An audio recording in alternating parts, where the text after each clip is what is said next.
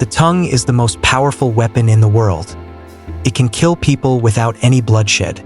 Similarly, comparing yourself with others is the most poisonous and dangerous weapon in the world. It can kill your dreams, your happiness, your joy, your hope, your creativity, and everything else. In simple words, it can kill people without any bloodshed and destroy their lives. Life can be ruined and filled with regret the moment you start comparing yourself with others. Comparison is the most painful thing, so do not compare yourself with anyone, my friends. There was an unhappy boy in a village. The problem with him was that he was black, poor, and not good in his studies. He could not read or write properly, and he was not considered good-looking. He believed himself to be stupid. His parents expected him to excel, but they were frustrated because they could not educate him. He found all subjects difficult. His reading, writing, and listening skills were very poor. Sometimes he forgot the tasks given to him at school, which led to teasing from his classmates. His parents always compared him to other children, and as a result, he began to skip classes to avoid getting scolded by his teachers. He ended up comparing himself with others, which made him very sad, upset, and frustrated with his life. He thought, "Will I ever be able to do anything good in life? Why am I not a good student like everyone else? Why can't I remember things properly? Why did God send me into a poor family? Why did God give me this ugly face and body? No one likes me." Frustrated, he went into a jungle and sat under a tree, crying. At that moment, a monk was passing by and stopped to ask the boy why he was crying. The boy replied, "What else can I do but cry? Is this really a life worth living? I have no good looks, no talent, and no wealthy parents. I am worthless, and my life is worthless. No one cares about me, no one likes me. Do you see any boy like me smiling and being happy? No one gives me attention. I spend most of my time alone. God made me like this, and I hate my life." The monk asked, "What do you want to become?" The boy answered furiously, "Why are you even asking such a stupid question?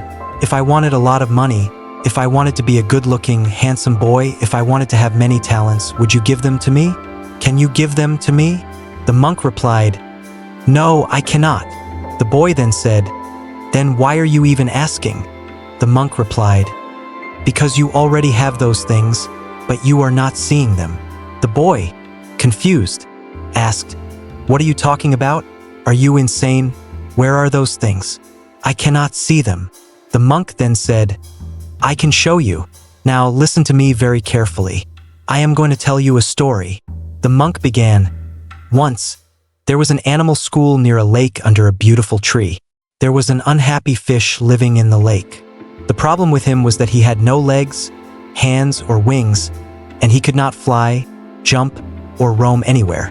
He was really sad and unhappy because he couldn't roam in the jungle. One day, while the fish was swimming to school, he heard a voice asking, 'How is the water?' The fish raised its head to see who it was and saw a monkey sitting on a tree. The fish smiled and said, 'Yes, the water is nice and warm.' The monkey said, 'Wow, you can swim and go anywhere in the water. It's amazing. You have great talent. You must be happy in life. The water is a nice and clean place to stay.' The monkey, frustrated because he couldn't swim or live in the water, decided to bully the fish and make fun of him. The monkey asked the fish, 'You are so intelligent. You should come out of the water and climb up this tree. The view from here is amazing.' The fish replied with sadness, 'Who said I am happy?' The monkey asked, 'Are you not?' The fish said, 'How can I be happy? I don't know how to climb a tree. I cannot survive without water. I cannot jump or roam in the jungle or fly in the sky.' Seeing the fish looking sad, the monkey made fun of him and said, 'You are worthless if you cannot climb a tree like the other animals who come to school to learn.' They all laughed at the fish and made fun of him.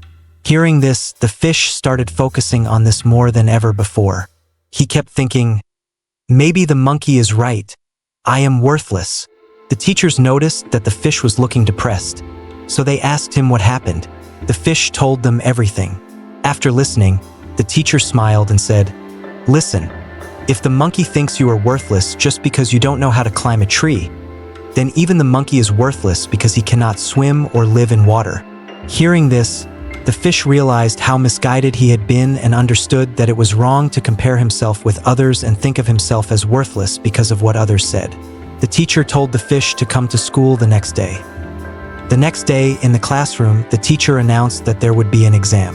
The classroom was full of different animals: fish, monkeys, squirrels, penguins, bats, dogs, cats, and sheep. The teacher pointed toward a tree and said, "The test consists of climbing that tree. Anyone who can climb that tree will be judged as worthy, talented, and a genius." He gave a different test to the monkey, which consisted of swimming in the water. If the monkey could swim in the water and survive, it would be judged as the most talented animal in the world. The fish could not move out of the water, and the sheep were not looking at each other. The penguins had already accepted that they would fail. The bats knew it would require little effort. The cats needed to plan a little bit, but they could climb the tree, though it should not be too difficult. The dogs would find it quite a struggle. Finally, the monkey accepted that it would die in the water because it could not swim. The teacher said, "You all cannot climb a tree and find it a struggle. The monkey cannot swim or live in the water. Almost each and every one of you failed to pass the test. So what do you think now? Are you all worthless? No, not at all. You all are geniuses in different areas, at different places, and in different fields. You should not laugh at the fish or at yourselves." The teacher continued, "Remember, my friends, people tend to think of themselves based on the judgment of others. We should not let ourselves down just because someone else criticizes us or thinks we are nothing. We should be grateful to God. We should try our best and find out our strengths and what we are capable of doing. The only way to realize our true potential is to become grateful and self-aware. The more grateful we become for our body, mind, and life, the more we realize our true potential." The monk said to the boy, "This is something that happens every day in our schools, in our society, and in our daily lives. Remember, different children are asked to sit down for the same lesson and the same examination. People compare us with others in our society, with other boys and girls. They are branded as disobedient when they become frustrated and act out during the lesson, and as failures when they don't pass the exam. Over the years, parents are told that there is a problem and that the child is not fitting in. The fish, the penguins, the dogs have great talents, but their talents don't involve climbing trees. So it is with you. You may be artistic, musical, or have a knack for building things with your hands. You may be great at writing software, solving mathematical problems, tackling engineering problems, mechanical challenges, or creative writing and arts. You are great, you are powerful, and you can do anything.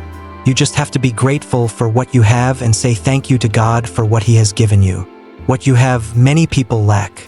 Many people regret not having those things.